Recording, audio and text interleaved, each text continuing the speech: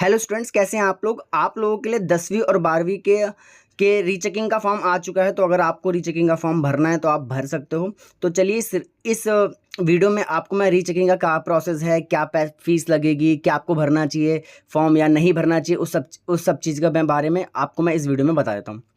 तो ये हालांकि आप वीडियो में देख रहे हो कि सिर्फ 10th क्लास के लिए लिखा हुआ है, लेकिन ये 10th और 12th दोनों के लिए, दोनों का अलग अलग सर्कुलर आया हुआ है सीबीएसई की तरफ से। तो चलिए मैं आपको बताता हूँ उसमें क्या क्या होने वाला है। देखो, अगर आप यहाँ वीडियो में देख रहे हैं तो यहाँ पर 3 पॉइंट डले हैं। 1 2 3 verification marks, obtaining photocopy of the evaluated answer book.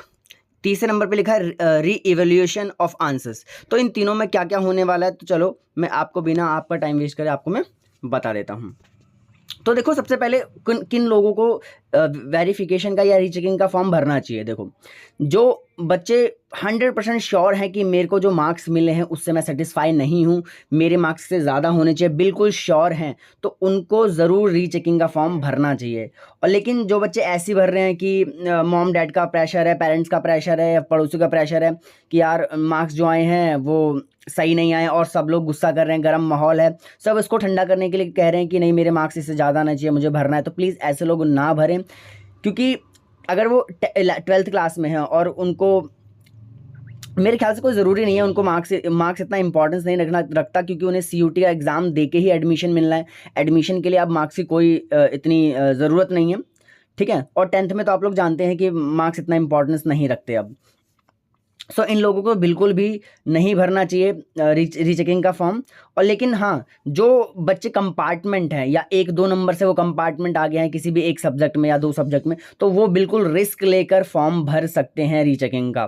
क्योंकि क्या पता टीचर को दया जाए वो 1-2 नंबर दे दे और उनको पास कर दे, क्या पता सच में उनके मार्क्स कुछ रह गए हैं जुड़ने में और टीचर भूल गया उनको मार्क्स देना किसी क्वेश्चन में, तो वो लोग भी भर सकते हैं रीचेकिंग का फॉर्म। तो चलिए मैं इसका प्रोसीजर बता देता हूँ आपको। तो सबसे पहले यहाँ पर है verification of marks. Verification of marks में होता क्या है, सुनो।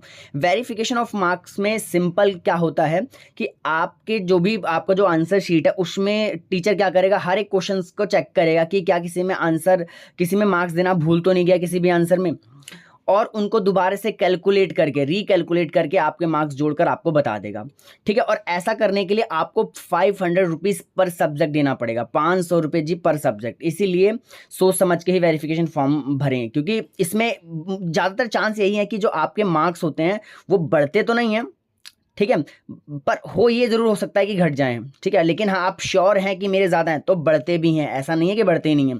तो 500 रुपये लगते हैं पर सब्जेक्ट, जिसमें आपके मार्क्स को सिर्फ कैलकुलेट किया जाता है कि जो एडिशन है वो सही है या नहीं है, या किसी भी क्वेश्चन में मार्क्स टीचर ने दिए हैं या नहीं दिए हैं, ठीक है। तो ये आपको भरना होता है। और दूसरा जो प्रोसीजर होता है उसमें आपको क्या करना होता है, application for obtaining a photocopy. आपको फोटोकॉपी मिलती है आपके आंसर बुक की, ठीक है।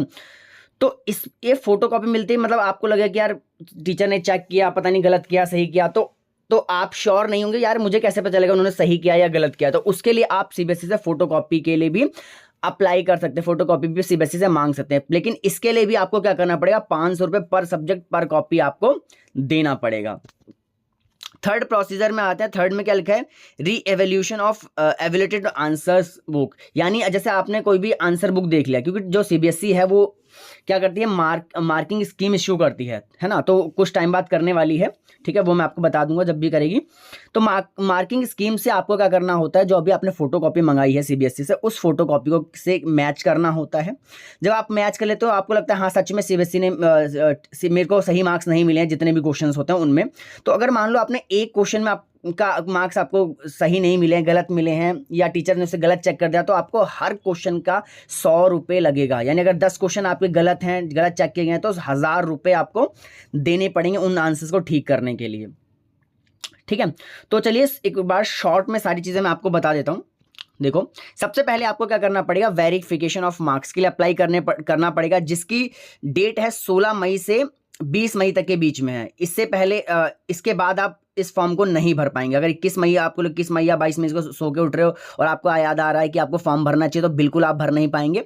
तो अगर आप वेरिफिकेशन ऑफ मार्क्स के लिए फॉर्म भरना है तो 500 रुपये पर सब्जेक्ट आपको भरना पड़ेगा। और अगर आपने वेरिफिकेशन का फॉर्म भरा है तभी आप ये दूसरा फॉर्म भर पाएंगे। Obtaining a photocopy of evaluated answer book का। अगर आपने वेरिफिकेशन ऑफ मार्क्स का फॉर्म नहीं भरा है जो कि 16 से 20 मई के बीच है, तो आप ये वाला फॉर्म नहीं भर पाएंगे। तो पहले आपको पहला स्टेप करना पड़ेगा, जब आके आप दूसरे स्टेप पे आओगे। तो अगर आपने चेक करवा लिया है और आपको फोटोकॉपी चाहिए, तो भी आप 500 रुपये पर आंसर बुक, ठीक है, का फॉर्म भर सकते हैं। इसका जो डेट है 31 मई से 1 जून के बीच में है। और उसके बाद आप फिर इसको 2 जून, अगर आप 2 जून को आपको याद आता है कि यार मुझे फॉर्म भरना था, तो भी आप ये भर नहीं पाएंगे। तो टाइम के बीच में ही आपको फॉर्म भरना है। तीसरा क्या है, आपको री एवोल्यूशन के लिए अगर फॉर्म भरना है तो 5 जून से 6 जून के बीच, यानी एक ही दिन का टाइम आपको मिलेगा। इसी एक दिन के अंदर आपको ये भरना पड़ेगा, ठीक है। तो ये था पूरा प्रोसीजर, ठीक है। जो भी आपका पुराना रिजल्ट होगा उसको आप सबमिट करोगे जाके स्कूल में, तो आपको नया जो आपका रिजल्ट होगा 10th या 12th का, वो आपको मिल जाएगा। तो दोस्तों, अगर आपको ये जानकारी अच्छी लगी हो तो प्लीज़ वीडियो को लाइक कर देना, चैनल को सब्सक्राइब कर देना। Thank you for watching this video.